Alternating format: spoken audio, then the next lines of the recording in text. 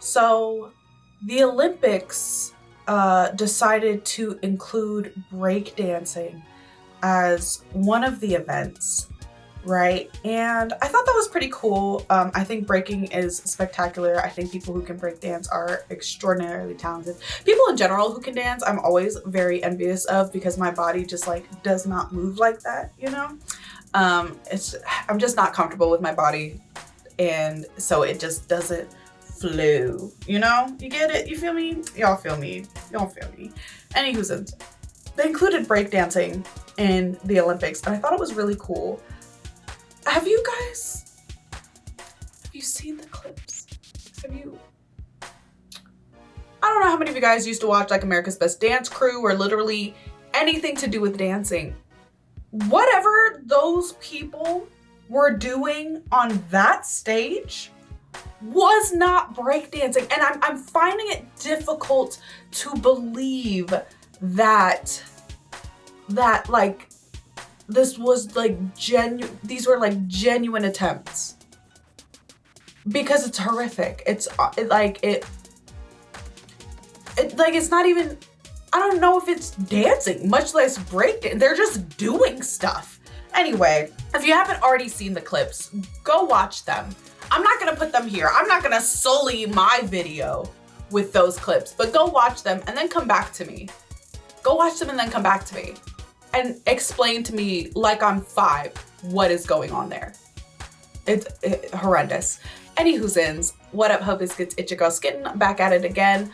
What I just talked about in regards to the Olympic breakdancing, completely irrelevant to what we are here for today, which is an Overly Sarcastic Productions video. This is Miscellaneous Mints, so you already know it's my woman crush Everyday Red, one of my favorite creators. The title of this one is Cadmus. Part of me feels like I've heard the name, but I don't think I have. I'm not gonna purport to know anything about this subject whatsoever. Sometimes, you know, I feel like Red and I can come together. We both, like, I at least have some kind of foothold of knowledge in whatever subject that she's talking about. Same thing with Blue, right? I don't know what the hell this video is about. Couldn't tell you if you held a gun to my head. So, hope you guys are doing well. Hope you guys are staying safe and sanitized. I'm excited to see what this video is about. It's a little bit of a shorter one. It's only like 5 minutes, so I'm really excited about it, and I'm hoping that this at least gives me like a basis, and then maybe I can go like check out some other stuff in regards to what this is about. So without further ado, let's go ahead and get started. I wonder when the happy ending was invented. The fairy tale trope, you weirdos. It has this appealing vagueness to it that lets us just believe our heroes ride off into the sunset and experience some sort of idyllic just reward for all their troubles, nice and off screen, so we can't see any details that might spoil the illusion. Right. It just feels like every time I unpack an ancient myth, we get a good hard look at the protagonist's entire life, from their storybook acts of great heroism down to their inevitable horrifying tragic end, frequently due to their own shitty behavior during those aforementioned acts of heroism. When it comes to a lot of older stories and stuff, you definitely get to see the rise and the fall. You know what I mean? So Red actually raises a great question in regards to when did happy endings become so commonplace? Because like if you read like the Brothers Grimm or like the Orange Fairy books, all of that, like a lot of those stories didn't have necessarily happy endings. The endings were ambivalent at best. You know what I mean? So yeah.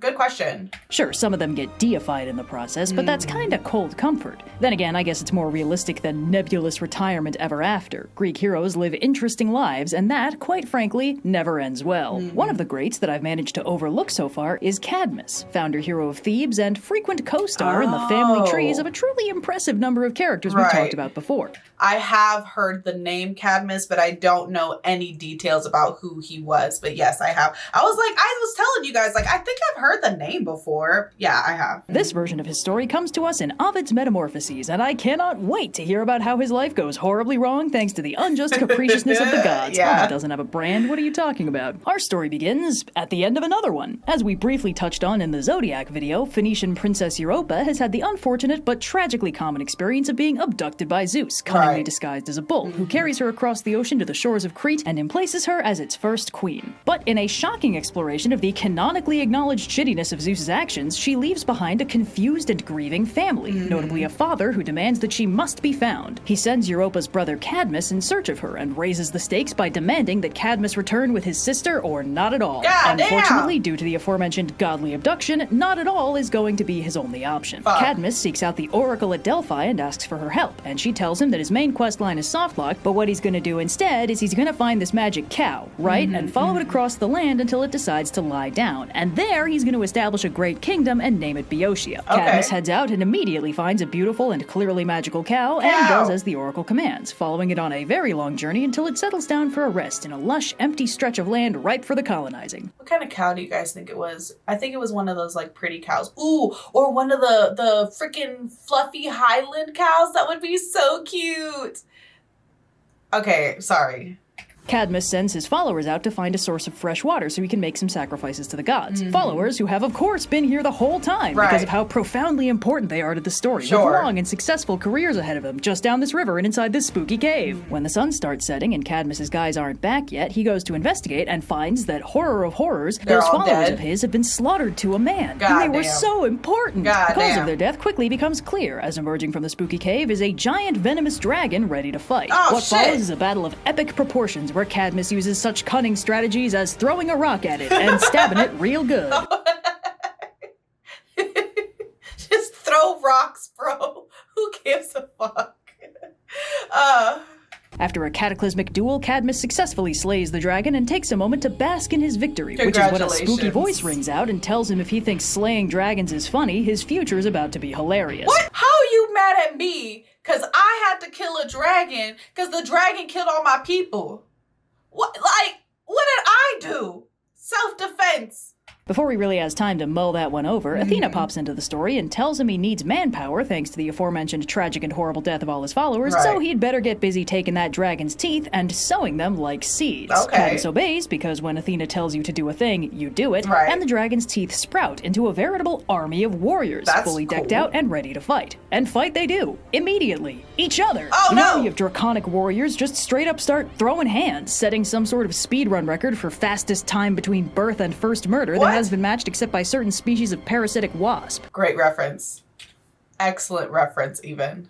But as quickly as the battle has begun, it's over, with 5 warriors remaining with the wherewithal to notice that, hey, wait a second, this entire fight is pointless. So they stop, pledge allegiance to a probably mildly scarred Cadmus, and set about building that great city of his. And then we skip forward in time through Cadmus's marriage to Harmonia, the daughter of Aphrodite and Ares, and they start a family together, which handily segues into a quick montage of all of Cadmus's descendants who died horrible, painful deaths because Hera is still mad about the Europa thing. Wait, but what did he have to do with the Europa? Oh, yeah, okay, I got it.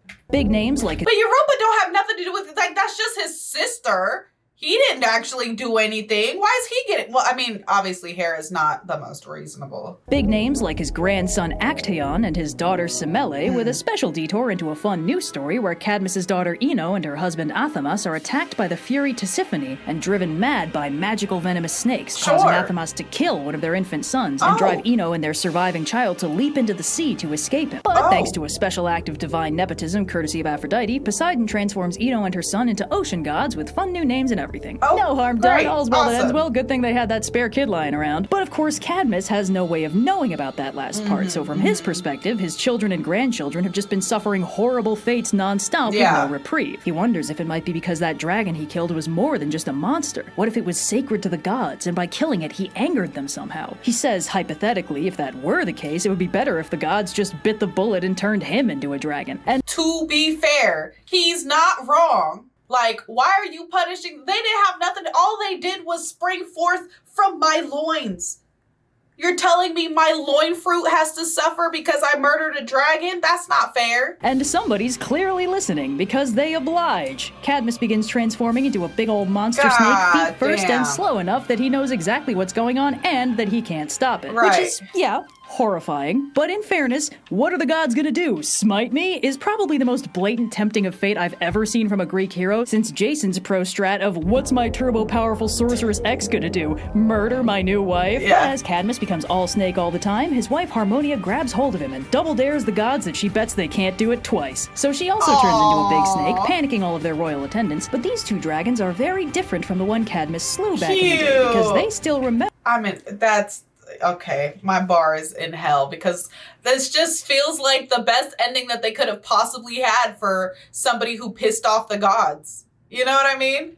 Because they still remember who they are. Right. And leave the palace with all the grace of royalty to spend the rest of their days in the wilderness together. Okay. Which, frankly, is probably the closest thing to happily ever after Right. a Greek hero can get. Exactly. That's exactly what I was saying. Like, this is honestly the best case scenario. It really, I guess the only way it could have gone better, because he was going to be punished regardless, would be for this to happen before, like, his freaking kids and grandkids got slaughtered, right? He who fights with dragons might take care lest he thereby get turned into a dragon, because the gods can't just put up a sign that says, important sacred creature, do not murder. Right.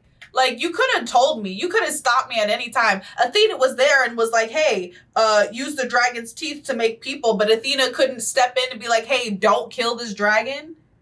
She didn't have your back for real. Fake friend. All these sacred snakes really feel like the outdoor cats of Mount Olympus.